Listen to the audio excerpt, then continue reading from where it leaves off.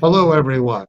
Thank you for joining the Spiritism Talk series promoted by the United States Spiritist Federation every Saturday morning at 11 a.m. Eastern Time. I'm very happy to host this talk today by Jussara Korngold, who will be talking about Parable of Talents. Let's all give Jussara a very warm welcome. And before she starts her presentation, allow me to introduce her. Jussara Korngold is currently the General Secretary of the International Spiritist Council and the former President and current Vice President of the United States Spiritist Federation. She is the founder and president of the Spiritist Group of New York and the Spiritist Alliance for Books. Ms. Korngold is fluent in Portuguese, English, French, and Spanish.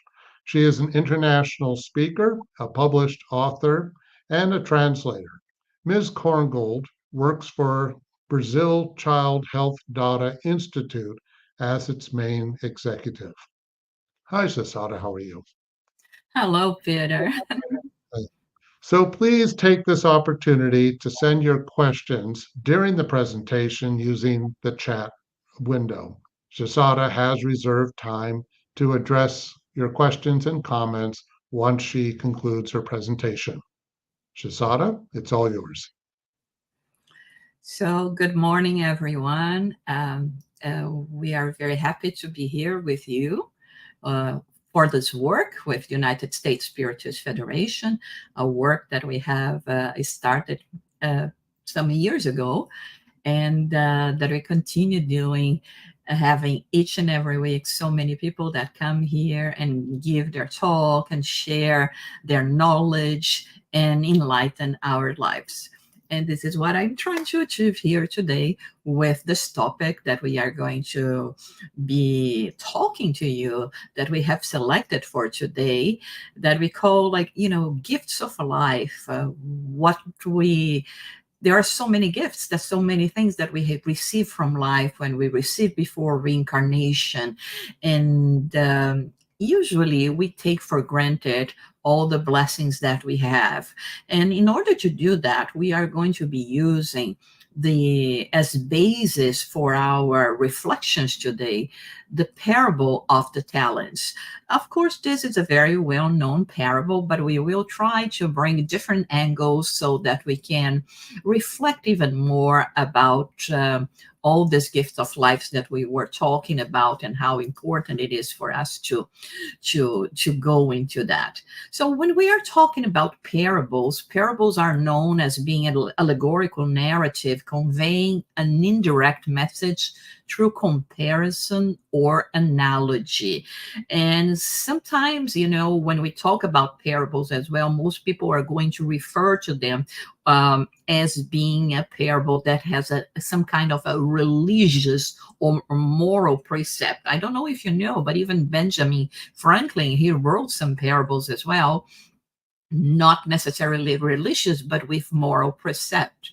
And the ones that we are more familiar with, of course, are the parables that Jesus would bring to us and that we know as their narrative can be found in the Gospels.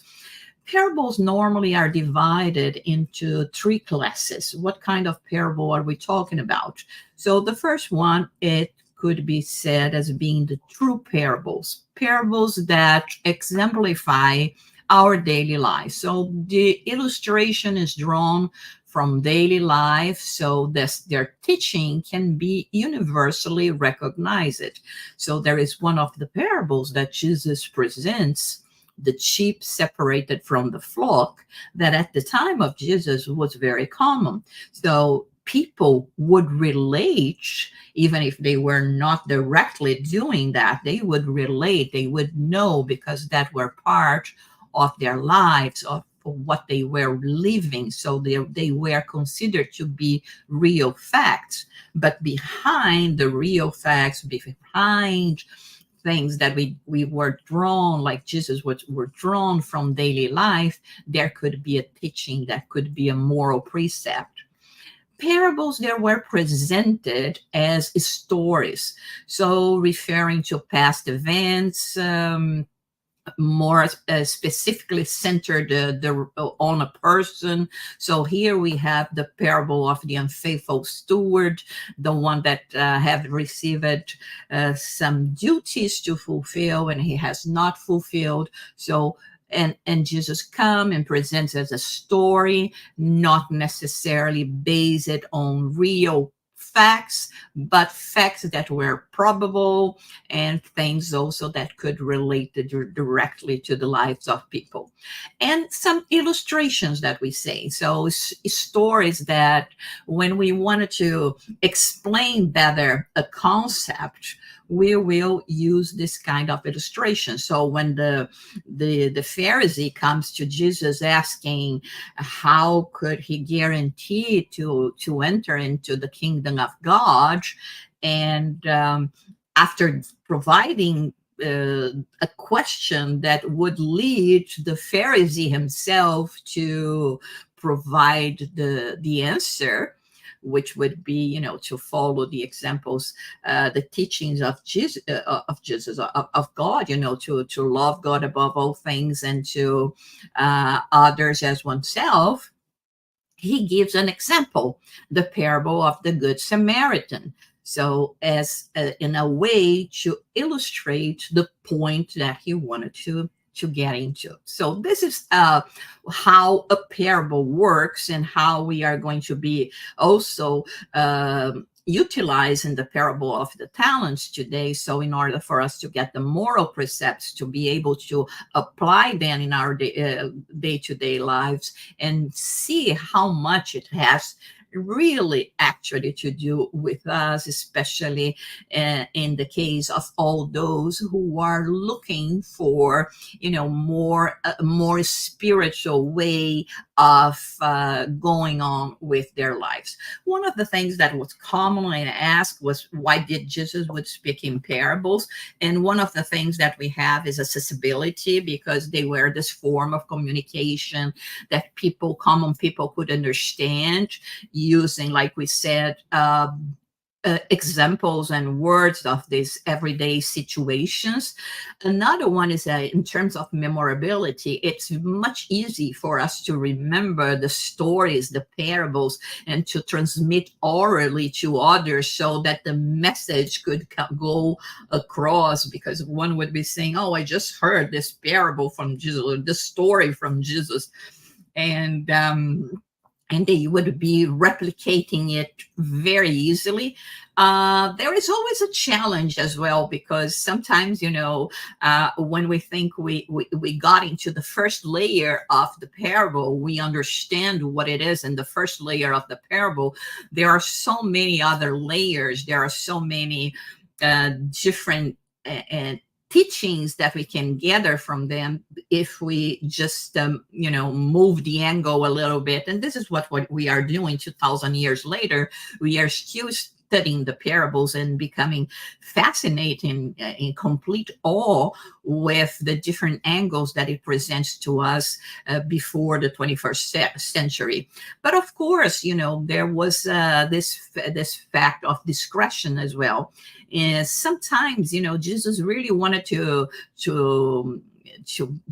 share his knowledge with us, but communicate this message in a more discreet way, especially when it was related to, the opposition or persecution of religious authorities at that time. So he would bring a common situation, but in fact, he was referring to something else, and some of their, the disciples and other followers could understand, but not necessarily would be an aggression to what, to other people at that time. But of course, when he was talking about charity, he would speak openly. And to the apostles, he would speak openly about everything, because those were teaching that really had to pass on and to continue living forever.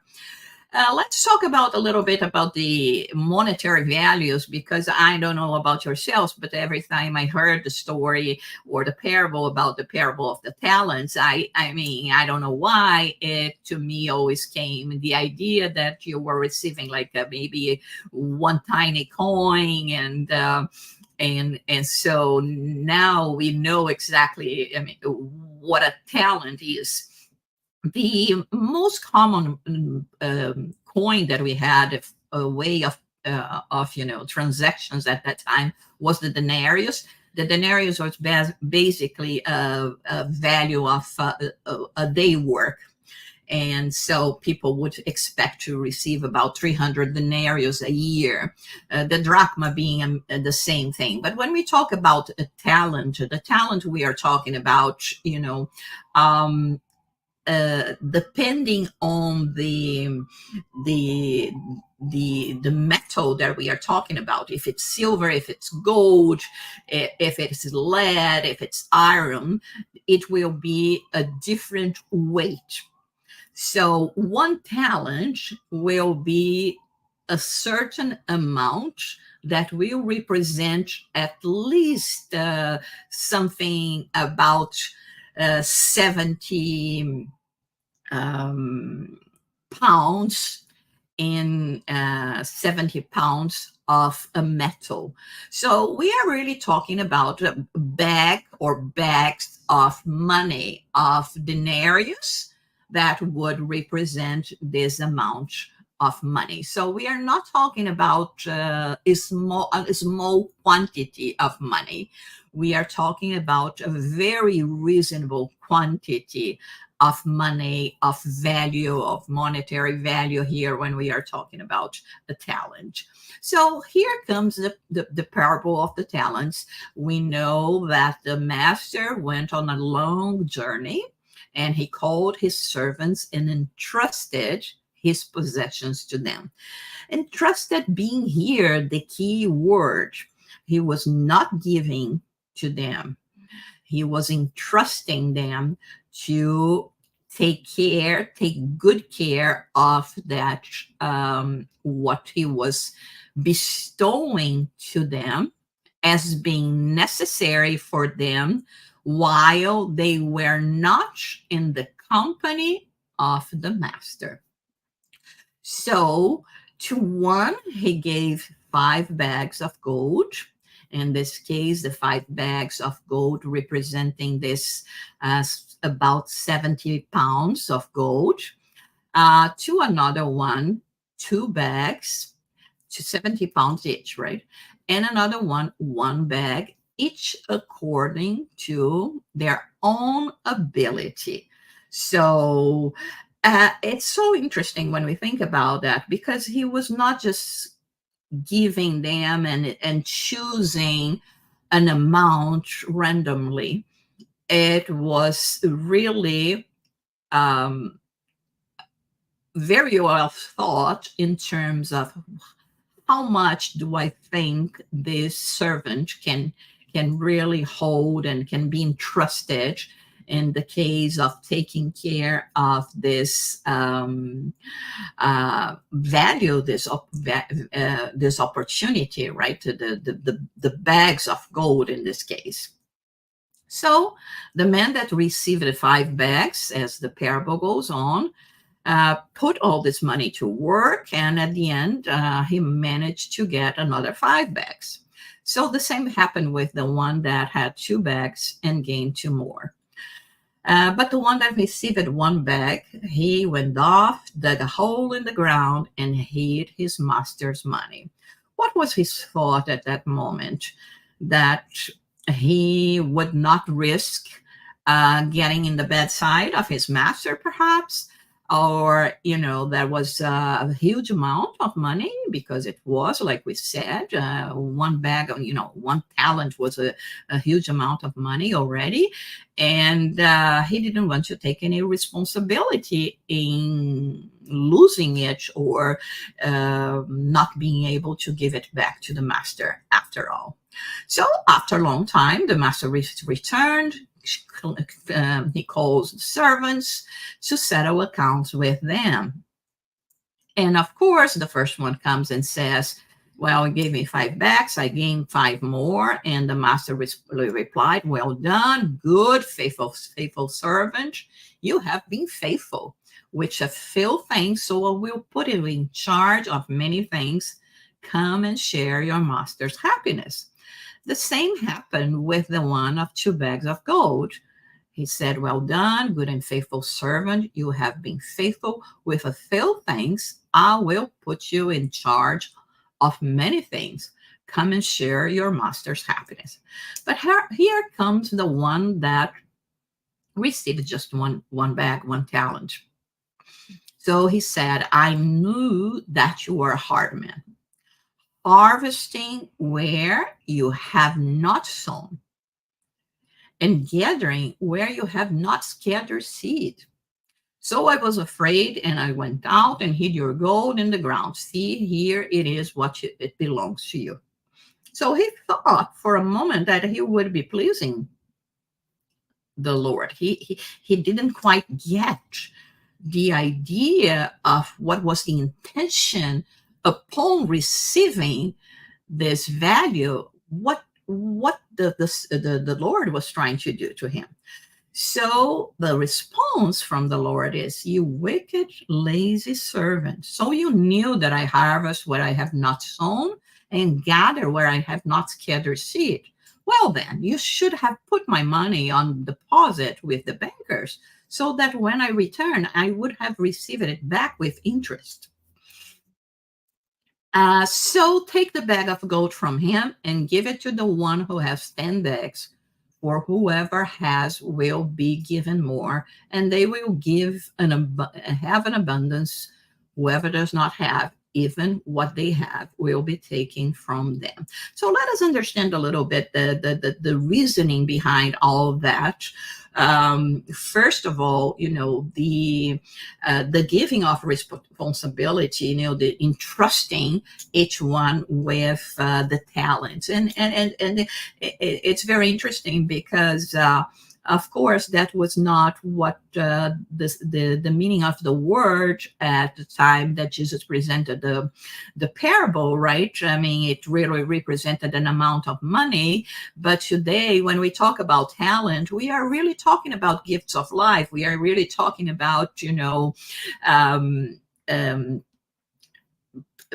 possibilities that we have, and then sometimes are very particular to us.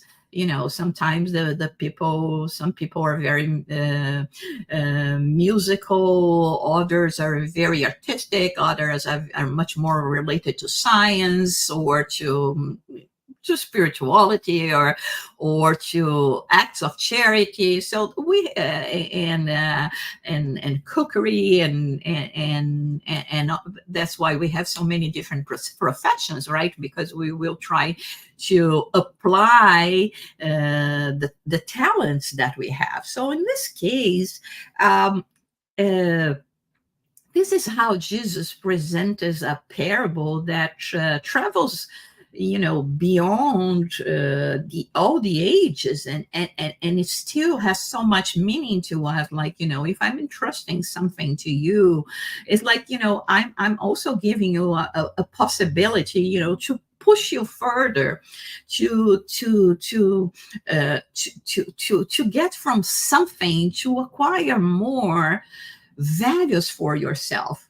So in this sense, when the one that had received 1 talent was not capable of doing that, and then the Lord gives to the one that has received more, we have to remember at the beginning that it was saying it's going to be given to each one of them according to their abilities of working. So the one that received 1, he had the ability of multiplying that as well.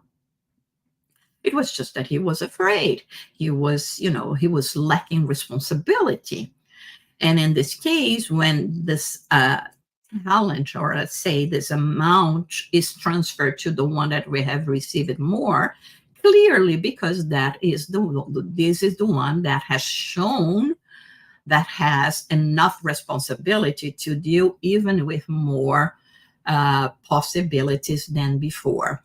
So now what he says here, the servant, the Lord, is that you have to go into the darkness. I mean, I provided you with something that could bring light to your life, could bring you through these qualities more possibility of success, spiritually speaking, but you have not. So now you have to learn, you have to go back and learn even without this kind of possibilities. So when we think about that, we have to remember that we are all children of God and that we all receive gifts. It's not that some is going to receive more than others.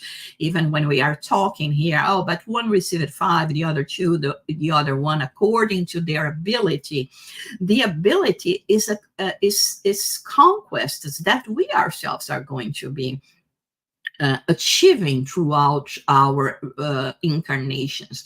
So it's based on marriage. So to some, we will see that in terms of the abilities that we will receive, maybe in different forms, maybe in forms of money, maybe in forms of wisdom, maybe in forms of spiritual gifts, but for each and every one of us, there will always be possibilities for us to exercise and to learn and to gather new virtues. But Emmanuel, it's very interesting because in the book Living Spring, psychographed by Chico Xavier, lesson 132, Emmanuel talks about fear being the great adversary of talent. So he makes a reference exactly in relation to this parable, saying that many times it is because of fear that we are going to fail. So it is true that the third servant received less opportunities for gain. But in any case, it was the fear that paralyzed him. It was the situation that he found himself that paralyzed him. And so he says, as with the negligent servant in the gospel narrative, there are many people who accuse themselves of being poor in resource to navigate the world as they would like. And they withdraw into idleness, citing fear of action. So many people says, oh, I do not help. I do not do anything because I do not have the resources, whatever the resources they are referring to are. But we know that this is not true. We all have something. We all have possibilities. Maybe not the same as other people that we know, but other people that we know also, when they started doing something, perhaps they were not also displaying the same ability that they are displaying now, that came with, hands to work and really putting into practice everything that they could do. So here, the words was of the servant was, I was afraid and I went out and hid your gold in the ground. So sometimes we will find, like Emmanuel lists here, fear of working and serving. I don't want to take the responsibility. I'm comfortable in my position. Fear of making friends. And this may seem strange, but you have to invest yourself to make friends and keep your friends, right? Fear of disappointing. Oh, if I do, I'm not going to do as good as others. Better if I don't even start it and don't give any reason for criticism. Fear of suffering and pain. Fear of being misunderstood, and even fear of joy sometimes. Because after all, there is fear behind. There is lack of commitment, lack of responsibility, and I prefer to just remain in my comfortable zone. So, and Emmanuel says something that is so interesting, because he says, in life they cling to the fear of death. In death, they confess the fear of life. So those are the typical people that, and when I say people, all of us, that will say, oh my God, I have fear of death. And then now I'm fear of living, of coming back and have to face a new incarnation. So he says, under the pretext of being less favored by fate, they gradually transform themselves into champions of futility and laziness.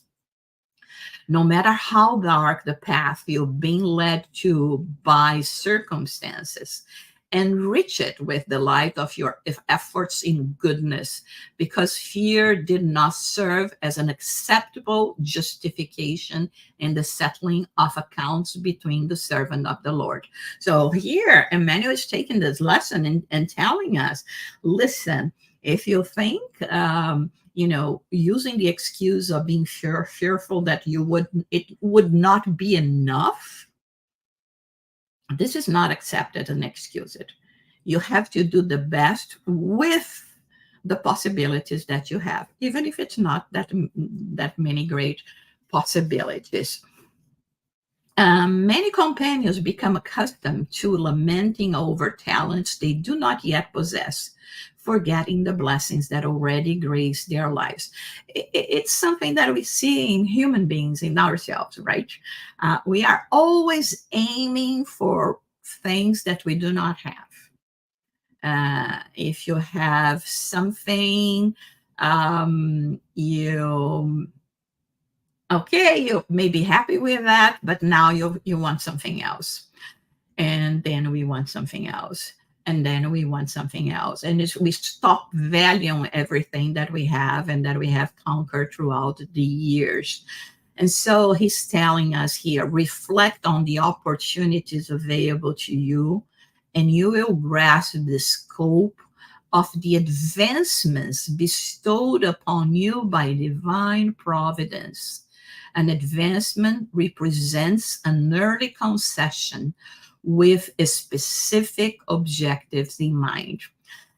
When we think about the parables of the talents, right? The talents did not belong to them, right? It was entrusted to them. So it was an advancement bestowed upon them by the divine providence, meaning being a conception that would promote each one of them to gather resources by themselves. So it's very much like when our planning before reincarnation, we come and study, the virtues that we have to conquer, the imperfections that we have to eliminate, and we will study, we'll make a strategy to what will be the best tools for us to reach this goal. But upon receiving those tools, it doesn't mean that they belong to us yet. It's something that we have to conquer, right? And this is what we have to think about. So many things that we have, so many talents that we have, that is just a concession. They are not ours yet, but they were given to us momentarily just for us to make the most of it and conquer them by ourselves. So in this sense, there is in the book Among Brothers from Other Lands, a psychograph of Chico Xavier, the brother X, Humberto de Campos, brings an interpretation that it was given by this rabbi that has been following the works of Spiritism, and this Rabbi Zohar Ben Ozias. It's a very distinguished Israeli guide, now devoted to the truths of the gospel in the spiritual world. And this book was psychographed in London, this passage per se in 1965. So he brings an interpretation that it's, I think it's very interesting, and it relates so much with what we have and our present situation in the world. So it's of course, since it's an interpretation, it comes from the same point. There is the Lord of the earth that is going to depart temporarily from the world, and he called the three servants, and considering each one's ability, the same thing, they will entrust them with possessions as a loan. and inform them that he would meet them again later in the higher life. So this is a very clear representation of us before reincarnation, right? Now you're going to be called to the world, but later on, I will meet you in the higher life. And here are some possibilities some tools that I'm going to provide to each one of you, tools, talents, so that you can thrive and that you can, more easily conquer and achieve um, uh, virtues for yourselves. So he calls the first one. The first one, he gives money, power, comfort, skill, and prestige. And of course, when we read that according to our many times much more materialistic point of view in terms of life, we will say, oh, this one was really favored, with all these possibilities, of working and moving around, move about in the world. So this is the first situation. So it comes the time for this first one to return to the higher realm. And how is his position? How is, according to this, the way that the rabbi tells us here?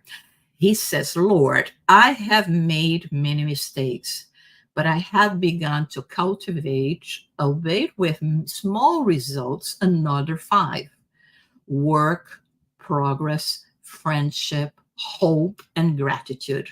Forgive me, all divine friend, if I could not do more. So it's the moment when, upon returning, although he's still capable of presenting 5 other, qualities that he calls small results, he knows, he feels that he could have done more. But in any case, the Lord is very happy with him. He says, well done, faithful servants, for you did not err intentionally. Return to the earthly field and resume the interrupted work, being reborn under the care of the affections you have gathered. So here is the situation that we understand as us being immortal spirits. We will always have the opportunity of coming back, of returning. But the return, of course, like we said, since everything is based on merit, on personal merit, is not receiving more privilege, because we are all equal before God. We are all children of God, and we all receive the same opportunities. In this case, it shows clearly that when this servant is going to be returning, he's going to start already, continuing the work from where he stopped it. So he had marriage that he had conquered for himself, and so it's going to be easier for him to start, to continue his building up of himself, with everything that he has gathered already. So comes the second one, and to the second one, the Lord gives intelligence and authority. So intelligence and authority, two other valuable resources that we can have in order to serve humankind, to do good. But in the same case, this one also returns to the Lord, asking forgiveness for his shortcomings, also because of his mistakes. But he said, in spite of them, I acquire to others culture and experience, and for the benefit of many of our brothers who remain behind. And in the same way, the Lord said, you did not err intentionally. Return to the earthly field and resume the interrupted work, being reborn under the care of the affections you have gathered. So again, the same situation. And it's so amazing because we see that when we have already a certain understanding, right? Like in the case of these two workers, two servants, they got the ability and they did something about it. But still, they knew they could do something more. They could have done more. But in any case, they are going to be giving opportunities to go back and continuing in this path, in this journey that they have initiated, that not only benefit themselves, but they benefit others. So here comes the third one. What does he give to the third one? He gives Spiritist knowledge. So he gives to the third one is the Spiritist knowledge. And let's see how this develops. In the same way, like the parable, comes the third one and says, Lord, I return to you the Spiritist knowledge, untouched and pure, as I receive it from your munificence. Spiritist knowledge is light, Lord, and through it, I have learned that your law is too harsh, attributing to each according to their deeds. How to use such a bright and living lamp if men on earth are divided by nightmares of envy and jealousy, cruelty and illusion? How to employ the brilliance of your truth without hurting or disturbing? And how to disturb or hurt without bringing deplorable consequences upon myself. You know that truth among human beings creates problems wherever it appears. Therefore, I was afraid of your law and judged that the most reasonable measure for me was to settle into the peace of my home. Thinking thus, I concealed the gift that you recommended I apply, and I return to you such wealth without the slightest touch from me. So here comes our part. Here comes where we have to really think about, to meditate and be true to ourselves. Because this knowledge, this wealth, like it says here, this precious gift of Spiritist knowledge has been bestowed upon all of us. And what are we doing with that? Are we, presenting excuses as well because we fear the responsibility? We fear the changes that it has to motivate in our lives. Because once we know or we have this Spiritist knowledge, once we understand about our purpose here on earth, there is no coming back. There is no possibility of saying, I did not know. We may say, I was not capable of doing that. I was not capable of following that, but I knew. I just didn't have the will to do it. I was fearful that even if I tried, I would not be able to succeed anyway. And then this is what happens here. But let's see how it continues in this parable presented to us. The sublime creditor, however stern and sad, ordered that the treasure of Spiritist knowledge be taken from him and delivered immediately to the two diligent collaborators who would return to earth, declaring emphatically, unfaithful servant, there is no alternative for you, for your negligence, other than to begin your entire work again from the darkest obstacle of the beginning.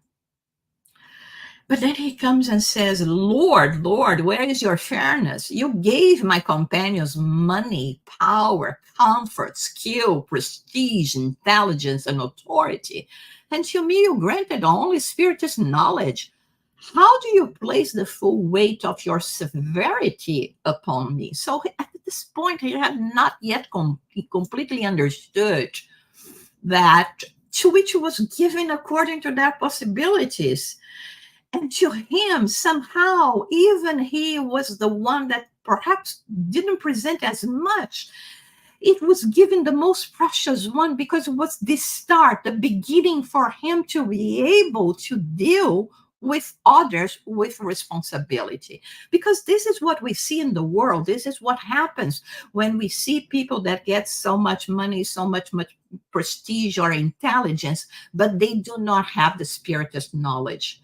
They do not have the spiritual vision. They do not see us all as being brothers and sisters. Then all this intelligence and money and prestige and all of that is going to be used for vain purpose, for their, to satisfy, to please their own pride and selfishness. So this is why we have to start receiving this light and this understanding. So the Lord says, you do not, and so it says, you do not ignore that I attribute to you the light of truth as being the greatest good of all, and the one that is going to give us the basis for everything else. Right? So, by hiding the wealth I lent you, you not only lost yourself out of fear of suffering and helping, but also harmed the deficient work of your brothers, whose days in the world would have achieved greater yield in eternal good had they received the share of love and service, humility and patience that you denied them. So here is when we refer to the question 642 of the Spirit's book, where Kardec asks the spirits if it is enough for people not to do evil in the world to please God and secure their future position.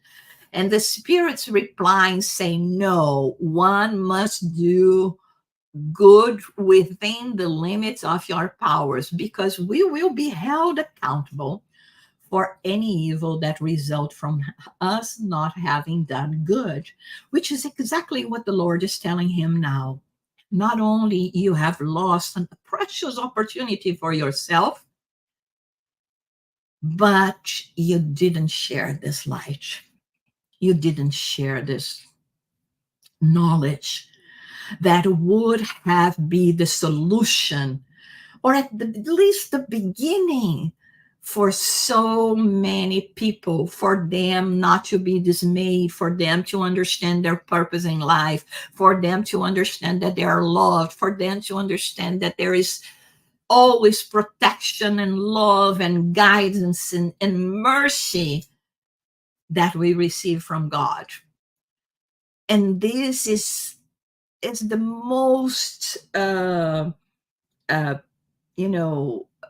where he failed, because he had to share. He became the fig tree, like we have the parable of the fig tree that was not providing fig, that was not providing nourishment to others, so it had to dry. So now what is going to happen? He has to return without those possibilities, and probably without having someone that very much like himself had to share the knowledge, had to come and bring hope and optimism, so that they could as also thrive and get into a better situation. But of course, the servant is not pleased at all. He didn't get any kind of advantage for himself in terms of learning from this precious teaching that it was the Spiritist knowledge. So he comes and said, Lord, Lord, why?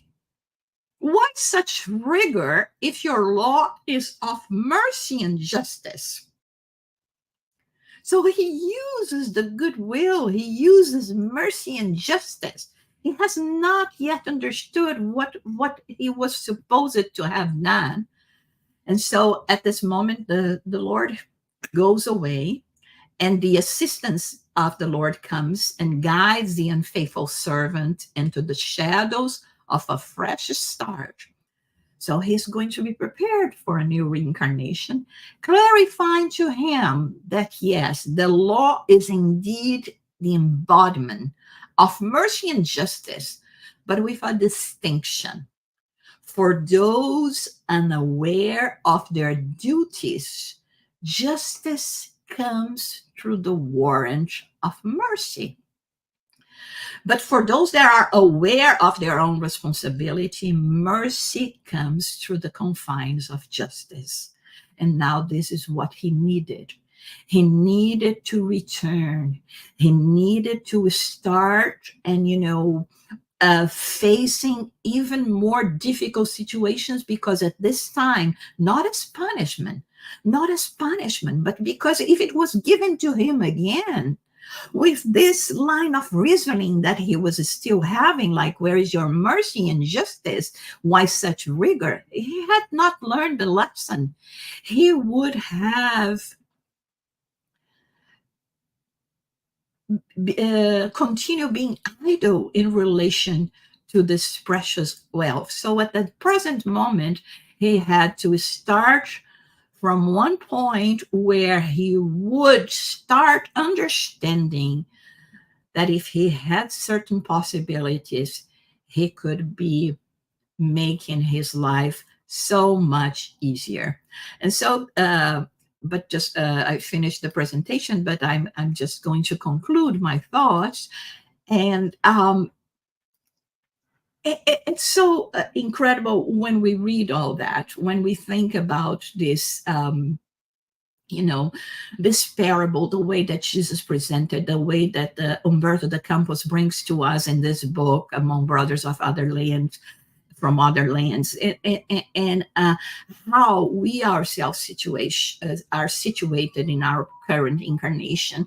Like we were saying, we have so much, we have received so much, especially us that are here, and it means that we already have something, that we will have to have this understanding of the preciousness that the spirit knowledge represent. But not only that, all the other talents that we have. Let's stop comparing ourselves to others. Let's stop thinking that, just because I don't have something else that a friend or somebody else has, it means that what I have is not important, and that is not going to contribute for the betterment of the world, for the betterment of human lives. We all have something to give. We're all provided with the gifts of life that are actually directed exactly for us to be using them in the best possible way. It may be so many different things, but there is only one way that we are going to find out whether we have them or not, is if we apply ourselves and start doing something about it. So the invitation, the main purpose of this talk was for us, really to reflect, to start thinking how precious each one of us are, because we have so much. We have so many abilities that we take for granted. Like, for instance, the voice, the ability to talk, the ability to reason, the ability to be discussing these topics with all of you, the ability of listening and meditating upon all of them, and thinking with gratitude how much we have really to thank our Heavenly Creator for all the things that we do. We are all full with benefits and gifts. So it's just up to us now to put them in practice and start doing what we were supposed to do here. So the lesson is for us to take advantage of all of that. Do not let fear, do not let, comments or, criticism of others or even ourselves come and becomes an obstacle for us to accomplish what we are supposed to accomplish. So, okay, we are ready for the questions.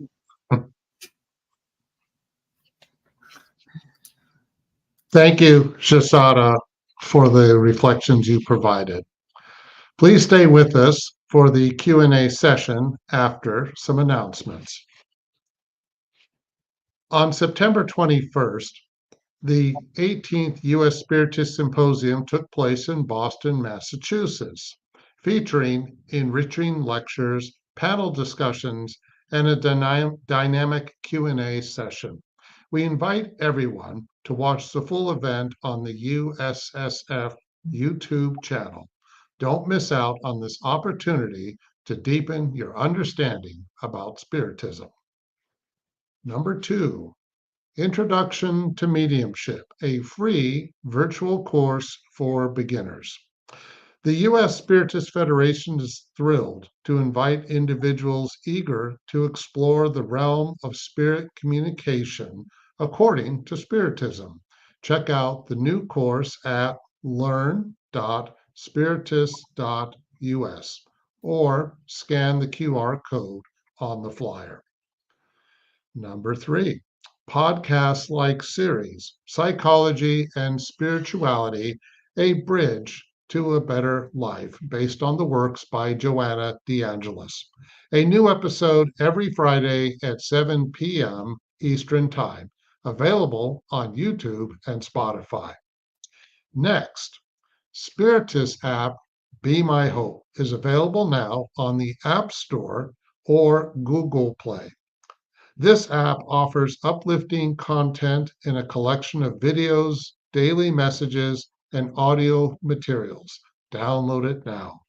And finally, on the screen, please note there is a QR code.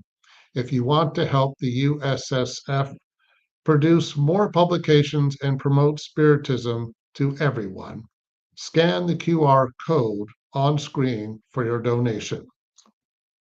Next, we will address some comments and questions from the audience, and there's still time for you to send in yours. Okay, let's see what we have.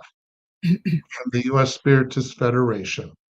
Can we describe the servant who hid his talents as being presumptuous about the master's intentions? Of course, we can get many interpretations about this servant, and the first one being that, of course, it was an imperfect being, and so, of course, by not understanding quite well the intentions, that was a benefit for him, just thinking that I have to please the Lord, and the best way that I know to do that is not going to compromise me and not give me any kind of work, is just not to think about it, just put it in a safe place, and then I just return to you. So I think really there was a complete misunderstanding of what the purpose was.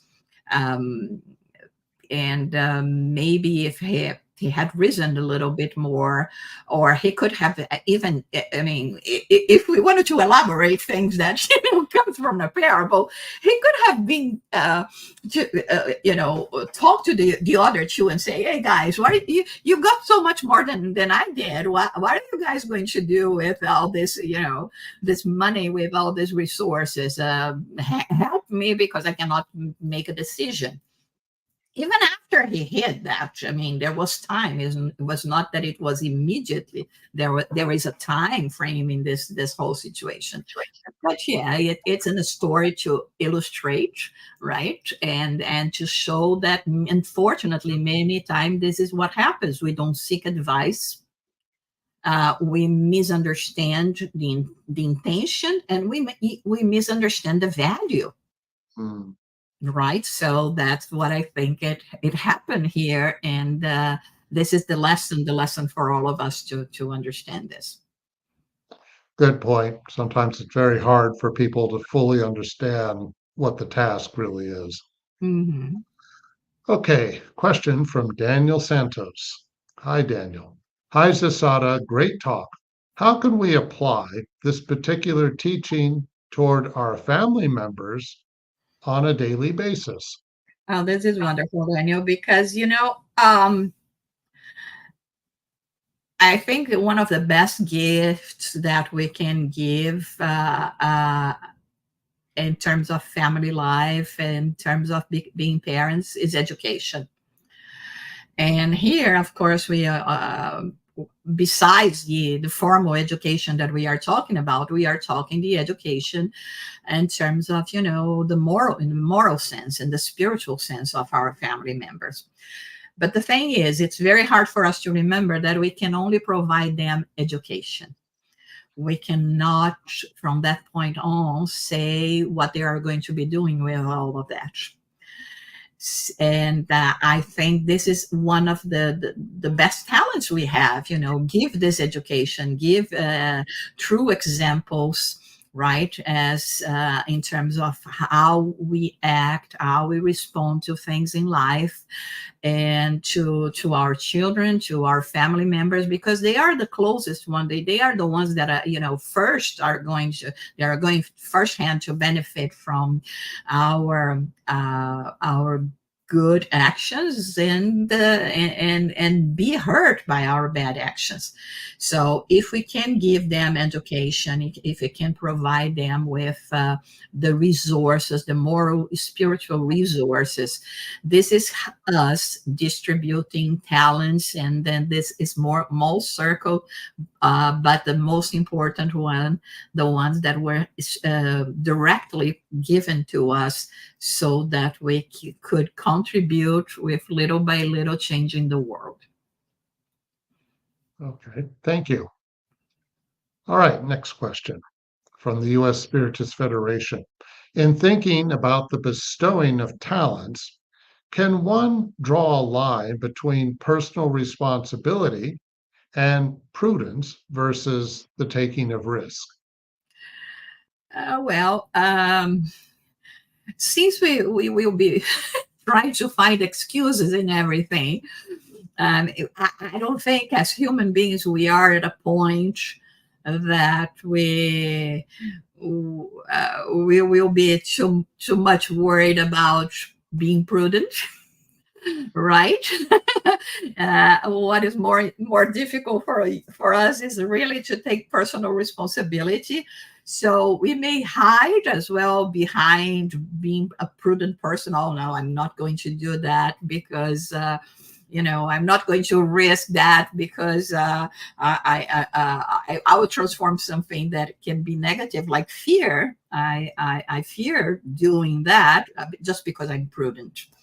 And so I think we can say whatever we want to say, but we know, God knows. And yeah, there will be situations where perhaps the risk is too much, is too great. But then again, when we think about it just came to my mind now, Mother Teresa of Calcutta, what were the risks of she as a nun, not being the religious official of the country she was in, visiting all those places, and being criticized as well, thinking that she wanted to help, to transform, to make followers. But she didn't fear. She just knew that she had a responsibility to fulfill, and she just went with that. And I mean, and that was never a cause for her to not feel that she was not protected by God, and not having faith that she was doing her duty. So yeah, I think you always have to be very careful, but we have to see, to be very true, to understand where comes the cut, right? Yeah, these are good points. Mhm. Okay, next question from the United States Spiritist Federation. How much is fear a blessing or a curse in our lives? Well, I have been studying a lot of psychology lately. Mm. We hear that fear is one of the worst enemies that we can have. So, being prudent, however, is one thing. So we are not talking about, becoming a crazy person just because, no, but fear paralyzes us. Uh, and apparently, fear is not good in any kind of situation. Um, uh, with this sense that it paralyzes us sometimes even to respond to the fight and flight situation, or I mean, because the fear is going to be the freeze, is when I freeze, and so I'm not even going to defend myself. So I think, from this perspective now, I'm trying to see fear more as a curse, more as something that I have to eliminate. Again, not putting aside the sense of being prudent and even responsibility, and understanding that I have responsibility towards myself, towards my body as well. So I'm not going to put my body at risk, myself at risk. And so this is how I perceive that. Okay, I just are perceives that now. Certainly, the fear of not looking at ourselves can be a huge burden in the long run. Hmm. Yeah. Okay, next question. Trying to spread knowledge, how can we, trying to spread knowledge, how can we find the difference between wasteful preaching and true enlightenment? And this is always a question, I think, because if we keep our mouths shut, how can others learn about anything, right? Having said that, we know that the famous phrase by Francis of Assisi, preach the gospel when you use words if necessary, emphasizing that above all, it's necessary for us to practice. So here, I think the middle ground is doing what you preach. So your words are not going to be empty words. So if you are just preaching and saying and using words, but at the end of the day, people will not be seeing any kind of results in you.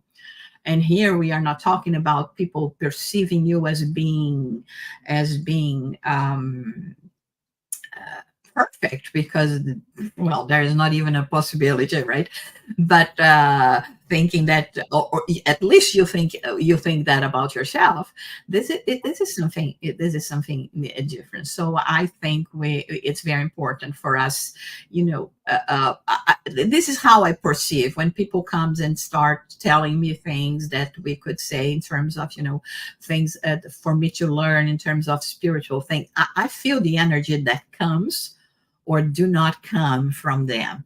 So I can perceive, in the light that comes from their eyes, and how the skin shines, and the smile they provide, and the tone of voice they are talking to us. Because sometimes, when it's too teaching, like, you have to do that, or this kind of things, it doesn't impact me that much. But sometimes, the way they said that people say. And so this is what I've been learning from myself. But one thing I know, it's if we don't multiply, if we don't say it, if we don't give opportunities to others, how can they learn? It's the same thing that we learn from this parable, right? I mean, you have the spiritist knowledge, somehow you have to put it out. And put it out doesn't mean necessarily just go and saying empty words, but doing things, involving things, in doing good things, acts of charity, so many other things that people can do that is not even related to, or does not necessarily need to be related to any religious affiliation as well. Mhm. Okay, good points. All right, this will be the last question from the International Spiritist Council. Can you elaborate on the meaning of the expression, to those who have more, more will be given? Yeah, we have this saying that if you want a task to be performed, you should look for the people that is the busiest and ask this person, right? Or ask this person to do it, because somehow they will find the time, they will find the will to help you. So I think it's more or less in the sense as well, that people that have already proved themselves capable of doing some things, they are ready for more. We are all ready for more, but of course, there are some that are already, this is already their rhythm. They start already doing those things, and so they will be capable of receiving more, even in terms of the understanding, because it's interesting, because there are still sometimes I still hear that, oh my God, we had so many workers in the Spiritist Center, and now the workers have gone, and my responsibility has increased it so much, and I have to do this and that. And sometimes somehow I feel like saying, you should be jumping and be happy, because you have been giving more work, which means that you are capable of doing that. I just sometimes don't say it, because it seems that I'm happy with the people that went away. I'm not. And I don't want them to go away. But on the other hand, heavens is providing you with more chance, with more opportunities. So grab that and don't complain. Just do it happily, because this is, if it was given to you, it was because you had the possibility. And this is one thing that we have to think about. These two servants, right? The one that have received the talents, the one that received the Spiritist knowledge, they have the ability, they have the possibility. They didn't fulfill it, but they had the possibility. It was not just given to them, and they were completely unprepared to fulfill their tasks. No, they had the possibility of fulfilling the task. They just didn't. They chose to be paralyzed. They chose not to meddle in things that could be more complicated. Like the other one said, the truth is never accepted. People do not like to hear the truth. Okay. We know that the task is not easy, but it's our duty to do it, and more than do it, to live it in our day-to-day lives. Absolutely. Well, thank you, Jussara, and thank you, everyone who has been participating in these weekly talks. Next Saturday at 11 a.m. Eastern Time, don't miss our next live, when Marcio Silva will be discussing Love Your Enemies. Jussara, before we close this live, can you please say a prayer for us? Absolutely. So once again, very thankful for being here, and with all of you, and having this opportunity of sharing a little bit of my gifts, right, with you. So thank you very much, the United States Spiritist Federation, of which I am very proud to be part of, and thank you, Peter, for conducting the study so well, and above all, at this moment, we thank our Heavenly Creator for everything that we have received, for all those opportunities for us to be able to be here and to do this work, to do the share that was entrusted to us as a loan, knowing that this kind of concessions would be just the beginning of us shining and being able to find more about ourselves, about spirituality, about our purpose in life. And having known for so long about all of these teachings and understanding about ourselves, we ask that we have more assistance and guidance from the spirit benefactors, so that we can courageously continue in this journey, even if things seems to be difficult for us, that we continue doing this work and continue spreading the light and love of our brother Jesus. So be it.